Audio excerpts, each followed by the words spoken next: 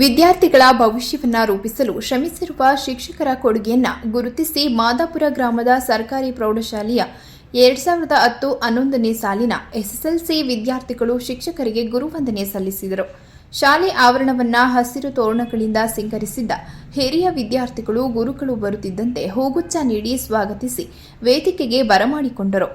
ಮುಖ್ಯ ಶಿಕ್ಷಕ ಮರಿಚೌಡಯ್ಯ, ಶಿಕ್ಷಕ ಪರಮೇಶ್ ಅವರಿಗೆ ಭಾವಪೂರ್ಣ ನಮನ ಸಲ್ಲಿಸಲಾಯಿತು. ಮುಖ್ಯ ಶಿಕ್ಷಕ ನಿಂಗರಾಜು ಮಾತನಾಡಿ, ಉತ್ತಮ ಸಮಾಜ ನಿರ್ಮಾಣ ಮಾಡುವ ಮಹತ್ತರ ಜವಾಬ್ದಾರಿ ಶಿಕ್ಷಕರ ಮೇಲಿರುತ್ತದೆ. ಶಿಕ್ಷಕರು ಸಹ ನಿರಂತರವಾಗಿ ಕಲಿಯುವ ವಿದ್ಯಾರ್ಥಿಯೇ. ಕರ್ತವ್ಯದ ವೇಳೆಯಲ್ಲಿ ವಿದ್ಯಾರ್ಥಿಗಳು ಪೋಷಕರ ಜೊತೆ ಕೆಲವು ಸಂಘರ್ಷಗಳು ಕೂಡ ನಡೆದಿರುತ್ತವೆ. ಆ ಘಟನೆಗಳು ಕ್ಷಣಿಕವಷ್ಟೇ. ವಿದ್ಯಾರ್ಥಿಗಳು ಹಾಗೂ ಶಿಕ್ಷಕರು ಗಳಿಸಿರುವುದಷ್ಟೇ ಶಾಶ್ವತವಾಗಿ ಉಳಿದಿದೆ. ಕೇವಲ ಅಕ್ಷರ ಕಲಿಸುವುದಷ್ಟೇ ನಮ್ಮ ಜವಾಬ್ದಾರಿಯಾಗಿರಲಿಲ್ಲ. ಸಮಾಜಕ್ಕೆ ಏನನ್ನಾದರೂ ಕೊಡುಗೆ ನೀಡುವುದೇ ನಮ್ಮ ಉದ್ದೇಶವಾಗಿತ್ತು. ನಮ್ಮ ವಿದ್ಯಾರ್ಥಿಗಳು ಇಂದು ನಮಗಿಂತಲೂ ಉನ್ನತ ಅಧಿಕಾರಿಗಳಾಗಿದ್ದಾರೆ, ಉದ್ಯಮಿಗಳಾಗಿದ್ದಾರೆ, ಕೃಷಿ ವಲಯದಲ್ಲಿದ್ದಾರೆ. ವಿವಿಧ ಕ್ಷೇತ್ರದಲ್ಲಿ ತೊಡಗಿಸಿಕೊಂಡಿರುವುದು ನಮಗೆ ಹೆಮ್ಮೆ ತಂದಿದೆ ಎಂದು ತಿಳಿಸಿದರು. ಶಿಕ್ಷಣ ಕಲಿಸಿದ ಶಿಕ್ಷಕರಿಗೆ ಸನ್ಮಾನ ಶಿಕ್ಷಕರಾದ ಸಿದ್ದನಾಯಕ, ಕಾಂತನಾಯಕ, ನವೀನ್, ಸುಜಾತ, ವೇದಾವತಿ, ಶೋಭಾ, ಸವಿತಾ, ಶಾಂತಮ್ಮ, ಭಾರತಿ, ರತ್ನಯ್ಯ, ಜಯ, ಮೇರಿ, ಜಸಿಂತ, ನಿಂಗರಾಜು, ಪೂರ್ಣಿಮಾ, ಸುದರ್ಶನ್ ಅವರನ್ನ ವಿದ್ಯಾರ್ಥಿಗಳು ಸನ್ಮಾನಿಸಿದರು. ಶಾಲಾಭಿವೃದ್ಧಿ ಸಮಿತಿ ಅಧ್ಯಕ್ಷ ಎಂಡಿ ಮಂಚಯ್ಯ, ಮಂಜು ಸೇರಿದಂತೆ ಹಿರಿಯ ವಿದ್ಯಾರ್ಥಿಗಳು ಹಾಗೂ ಗ್ರಾಮಸ್ಥರು ಹಾಜರಿದ್ದರು.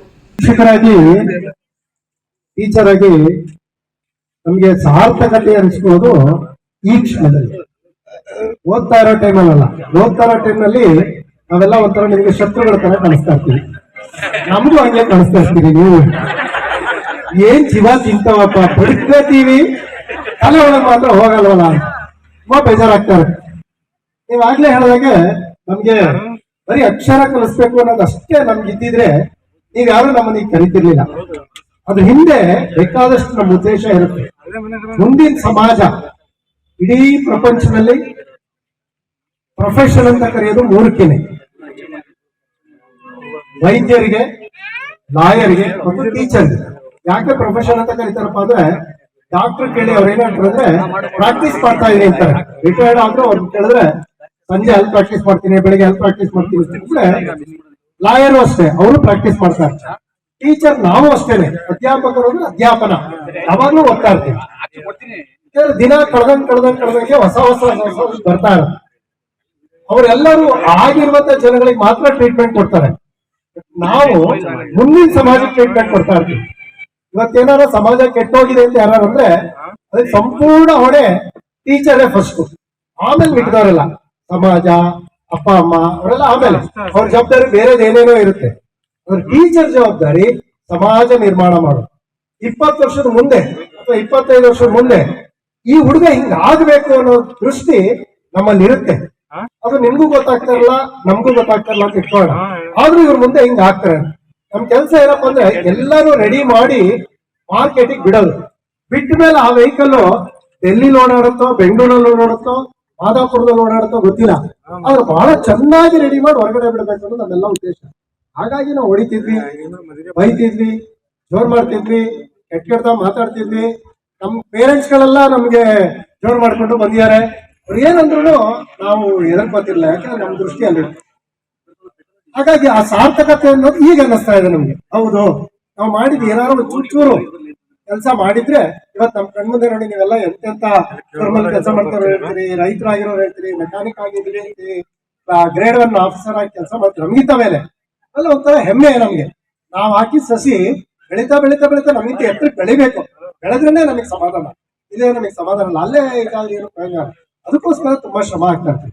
ಬರೀ ಅಕ್ಷರ ಕಲಿಯೋದಾದ್ರೆ ಮೇಷ್ಟ್ರೇ ಬೇಕಾಗಿಲ್ಲ, ಟೀಚರೇ ಬೇಕಾಗಿಲ್ಲ, ಎಲ್ ಬೇಕಾದ್ರೂ ಕಲ್ತ್ಕೋಬಹುದು. ಅದಕ್ಕೆ ನೀರಿನ ಕಲಿಸ್ತೀವಿ. School is a miniature of society ಅಂತ. ಸಮಾಜದ ಒಂದು ಮಿನಿಯೇಚರ್, ಅದು ಸಣ್ಣ ಒಂದು ಸಂಸ್ಥೆ. ಅಲ್ಲಿ ನಿಮ್ಗೆ ಹೊರಗಡೆ ಹೆಂಗೆ ಪ್ರಪಂಚದಲ್ಲಿ ಈಗ ಒಂದು ಹೋಟ್ಲಲ್ಲಿ ಹೋಗಿ ಕೂತಿರ್ತೀರಿ, ಏನೋ ತಿಂತೀರಿ, ಯಾರು ಅಡಿಗೆ ಮಾಡಿದಾರೆ ಅಂತ ಗೊತ್ತಿರಲ್ಲ, ಯಾರು ಪಕ್ಕದಲ್ಲಿ ಕೂತಿದಾರೆ ಅಂತ ಗೊತ್ತಿರಲ್ಲ. ಜಾತಿ, ಧರ್ಮ, ಕುಲ, ಭೇದ ಎಲ್ಲೂ ಇಲ್ಲ ಸಮಾಜದಲ್ಲಿ. ನಾವು ಮಾಡ್ಕೊಂಡಿದ್ದೇವೆ, ಅದು ಬೇರೆ ವಿಚಾರ. ಶಾಲೆ ಒಳಗಡೆ ಬಂದಾಗಲೂ ಅಷ್ಟೇ. ನೀವು ಮನೇಲಿ ಇರುವಾಗ ಇರುತ್ತೆ ನಿಮ್ಗೆ, ನಾವ್ ಈ ಬೀದಿಯೋನೋ, ನಾವ್ ಈ ಬೀದಿಯೋನೋ, ನಾವ್ ಈ ರೋಡೋನೋ ಹೇಳಿ. ಶಾಲೆ ಒಳಗೆ ಬಂದ್ಮೇಲೆ ನಿಮ್ಗೆ ಅದೇನು ಅನ್ಸಲ್ಲ. ನಾವೆಲ್ಲರೂ ಒಂದೇ ಅಂತ ನಿಮ್ ಭಾವನೆ. ನಮ್ ಕೆಲ್ಸನೂ ಅದೇನೆ, ನಿಮ್ಮನ್ನೆಲ್ಲ ಒಂದೇ ಆಗಿ ಬೆಳೆಸ್ಬೇಕು. ನಾಳೆ ಸಮಾಜ ಹಿಂಗೆ ಇರ್ಬೇಕು, ಎಲ್ಲ ಒಗ್ಗಟ್ಟಾಗಿ ಇರಬೇಕು, ಒಂದೇ ರೀತಿ ನಡಿಬೇಕು, ಎಲ್ಲರೂ ಉತ್ತಮವಾದ ಸ್ಥಾನವನ್ನ ತಲುಪಬೇಕು, ಎಲ್ಲರೂ ಸಂಪಾದನೆ ಮಾಡುವಂತ ಜಾಗಕ್ಕೆ ತಲುಪಬೇಕು. ಸಂಪಾದನೆ ಮಾಡೋ ಮಾರ್ಗ ಬೇಕಾದಷ್ಟು ಇರಲಿ, ಅದು ಇಂಥದೇ ಮಾರ್ಗ ಅಂತಲ್ಲ, ಅದ್ರ ನ್ಯಾಯವಾಗಿರ್ಬೇಕು. ಅದಷ್ಟೇ ನಮ್ಮ ಉದ್ದೇಶ. ನ್ಯಾಯವಾದ ಮಾರ್ಗದಲ್ಲಿ ಸಂಪಾದನೆ ಮಾಡಬೇಕು. ಯಾವಾಗಲೂ ಹಾಗೆ ವಿದ್ಯಾ ದದಾತಿ ವಿನಯ ವಿನಯಾದ್ ಮಾತೃತ್ವ ಮಾತೃತ್ವ ಧನವಾಪ್ತಿ ಧನಾತ್ ಧರ್ಮ ತಥಾ ಸುಖ. ವಿದ್ಯೆಯಿಂದ ವಿನಯ ಬರಬೇಕು, ವಿನಯದಿಂದ ನಮ್ಗೆ ವ್ಯಕ್ತಿತ್ವ. ಮಾತೃತ್ವ ಅಂದ್ರೆ ವ್ಯಕ್ತಿತ್ವ, ನಮ್ಗೊಂದು ವ್ಯಕ್ತಿತ್ವ. ಈಗ ನೋಡಿ, ನಿಮ್ಗೆಲ್ಲ ಈ ಸಮಾಜದಲ್ಲಿ ಒಂದು ವ್ಯಕ್ತಿತ್ವ ಇದೆ. ಮೊದಲು ಇರ್ಲಿಲ್ಲ. ಅಂದ್ರೆ 8ನೇ ಕ್ಲಾಸ್ ಸ್ಟೂಡೆಂಟು, 9ನೇ ಕ್ಲಾಸ್ ಸ್ಟೂಡೆಂಟು, 10ನೇ ಕ್ಲಾಸ್ ಸ್ಟೂಡೆಂಟ್ ಅಂತಿದ್ರಿ. ಈಗ ನಿಮ್ಮದೇ ಆದಂತ ಒಂದು ವ್ಯಕ್ತಿತ್ವ ಈ ಪ್ರಪಂಚದಲ್ಲಿ ಇದೆ. ವ್ಯಕ್ತಿತ್ವ ನಿಮ್ಗೆ ಹಣ ಸಂಪಾದನೆ ಮಾಡ್ಕೊಡ್ಬೇಕು, ಆ ವ್ಯಕ್ತಿತ್ವದಿಂದ ಸಂಪಾದನೆ ಆಗ್ಬೇಕು. ಆ ಸಂಪಾದನೆ ಆದ್ರೆ ಅದು ಧನಾತ್ ಧರ್ಮ ತಥಾ ಸುಖ. ಅದನ್ನ ಸರಿಯಾದ ರೀತಿಯಲ್ಲಿ ಧರ್ಮ ಯೋಗದಲ್ಲಿ ಸಂಪಾದನೆ ಮಾಡಿ ಧರ್ಮದ ದಾರಿಯಲ್ಲಿ ವಿನಿಯೋಗ ಮಾಡಿದ್ರೆ ಅವಾಗ ಸುಖ, ಪ್ರಪಂಚ ಚೆನ್ನಾಗಿರುತ್ತೆ. ಚೆನ್ನಾಗಿರೋದು ನೋಡಿ ನಾವು ಖುಷಿ ಪಡ್ತೀವಿ. ಟೀಚರ್ಗೆ ಅಷ್ಟೇನೆ, ಬೇರೆ ಎಲ್ಲಾ ಪ್ರೊಫೆಷನ್ಲಿ ದುಡ್ಡು ಸಿಗುತ್ತೆ ಬೇಕಾದಂಗೆ. ನಮ್ಮ ಸ್ನೇಹಿತರಿಗೆಲ್ಲ ನಾವು ಅನ್ಕೊಂತೀವಿ, ಈ ಕೆಲಸಕ್ಕೆ ಬಂದು ಈ ಸಂಬಳ ತಗೊಳ್ಳೋ ಬಂದು ಅಲ್ಲ ಒಂದು ಸೈಟ್ ಮಾರಿದ್ರೆ ಒಂದೇ ತಿಂಗಳ 1 ಲಕ್ಷ ಬಂದಿರೋದಲ್ಲ ಅಂತ. ಆದ್ರೆ 10 ಲಕ್ಷ ಬರುತ್ತೆ, ಎಲ್ಲ ಹೊರಟಾಗುತ್ತೆ, ಅದು ಬೆಲೆ ಇಲ್ಲ. ಆದ್ರೆ ಇಲ್ಲಿ ಪ್ರೊಫೆಷನ್ಲಿ ನಮಗೆ ದುಡ್ಡು ಬರುತ್ತೆ, ಇಲ್ಲ ಅಂತಲ್ಲ. ನಾವು ಆ ದುಡ್ಡಿಂದ ನಾವು ಜೀವನ ಮಾಡಿದ್ವಿ, ನಮ್ಮ ಸಂಸಾರ ಜೀವನ ಮಾಡಿದೆ, ನಮ್ಮ ಮಕ್ಕಳು ಬೆಳೆದಿದ್ದೇವೆ, ಇಲ್ಲ ಅಂತ ನಾನು ಹೇಳಲ್ಲ.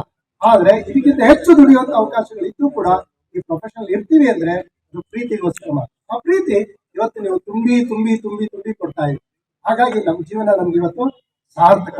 ಇಂಥ ಸಂದರ್ಭದಲ್ಲಿ ನಾನು ನಮ್ಮ ಇವರಿಬ್ಬರನ್ನು ಕೂಡ ಯಾವಾಗಲೂ ನೆನೆಸ್ಕೋಬೇಕು. ಹರಿಚೌಡಯ್ಯನವರು ನಮಗೆ ದಾರಿದೀಪವಾಗಿದ್ದವರು. ಈ ಶಾಲೆಗೆ ನೋಡಿ, ಈ ಸುತ್ತ ಈ ಕಾಂಪೌಂಡ್ ಅವ್ರು ಏನಾದ್ರು ಹಾಕುತ್ತಿಲ್ಲ ಅಂದ್ರೆ ಮೋಸ್ಟ್ಲಿ ಈ ಮುಂದೆ ಜಾಗ ಇರ್ತಿರ್ಲಿಲ್ಲ ಅಲ್ವಾ. ಆ ರೀತಿ ಈ ಶಾಲೆಗೆ ಬೇಲಿ ಹಾಕೊಂಡು, ಶಾಲೆ ವ್ಯವಸ್ಥಿತವಾಗಿಟ್ಕೊಂಡು, ಶಿಕ್ಷಕರನ್ನ ವ್ಯವಸ್ಥಿತವಾಗಿಟ್ಕೊಂಡು, ಮಕ್ಕಳನ್ನ ಅವ್ರು ಪಾಠ ಮಾಡಕ್ ನಿಂತ್ಕೊಂಡ್ರೆ ನಾನೇ ಕಿಟ್ಟಿಲ್ ನಿಂತ್ಕೊಂಡು ಕೇಳ್ಬೇಕು ಅನ್ಸೋದು. ಪಾಪ ಹೆಡ್ ಮಾಸ್ಟರ್ ಆದಾಗ ಪಾಠ ಮಾಡಕ್ ಅವಕಾಶ ಸಿಗಲ್ಲ. ಈಗ ನಾನು ಅದನ್ನ ಅನುಭವಿಸ್ತಾ ಇದ್ದೀನಿ. ಹೀಗಾಗಿ ತುಂಬಾ ತುಂಬಾ ಖುಷಿ ಆಗಂತ ವಿಚಾರ ನಮ್ಮ ಹರಿಚೌಡಯ್ಯನವರು ಎಷ್ಟು ವಿಚಾರ ತಿಳ್ಕೊಂಡಿದ್ರು ಅಂದ್ರೆ ಅವ್ರ ನಿಜವಾಗ್ಲು.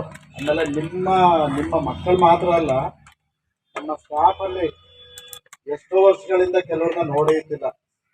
ನಮ್ಮ ದಿನೇಶ್ ಮೇಡಮ್ ಅವ್ರು ಯಾವಾಗ ನಮ್ಮಲ್ಲಿ ಬಿಟ್ಟವ್ರು ನಂಜನಗೂಡು ಹೋದ್ರು, ಅಲ್ಲಿ ಎಲ್ಲೆಲ್ಲಿ ಹೋದ್ರು ಅಂತ ಗೊತ್ತೇ ಇಲ್ಲ, ಕಾಂಟ್ಯಾಕ್ಟ್ ಇಲ್ಲ, ಏನೂ ಇಲ್ಲ. ಇವತ್ತು ನೋಡಿ ಬಹಳ ಖುಷಿ ಆಯ್ತು. ಆಮೇಲೆ ನಮ್ಮ ಭಾರತಿ ಮೇಡಮ್ ಅವರು ಫೋನಲ್ಲಿ ಮಾತಾಡ್ತೀವಿ ಅಷ್ಟೇ, ಫೋನಲ್ಲಿದ್ದೀವಿ, ಮುಖತಃ ಭೇಟಿ ಆಗಿರ್ಲಿಲ್ಲ. ಹಾಗಾಗಿ 2 ಕಡೆ ಮಾತಾಡ್ತೀರಿ ಸರ್, ಅವ್ರು ಮಾತಾಡ್ತಾರೆ, ನಾವು ಹೂ ಅನ್ಬೇಕಷ್ಟೇ. ಏನೋ ಒಂದ್ ಕಡೆ ವಾಯ್ಸ್ ಅವ್ರ ಹತ್ತು ಮಾತಾಡಿದ್ರೆ ನಮ್ಗೆ ಒಂದ್ ಮಾತಾಡಕ್ಕೆ ಅವಕಾಶ ಕೊಡ್ತಾರೆ ಅಷ್ಟೇ.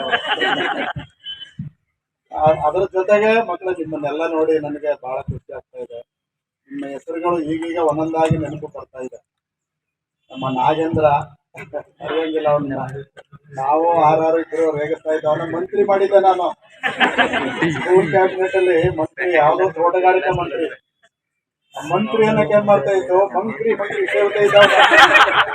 ಅವನ ಮಂತ್ರಿ ಅಂತ ಇತ್ತು. ಆಮೇಲೆ ಇವರು ತೋಟ ಮಾಡ್ಬೇಕು, ಮೆಣಸಿನ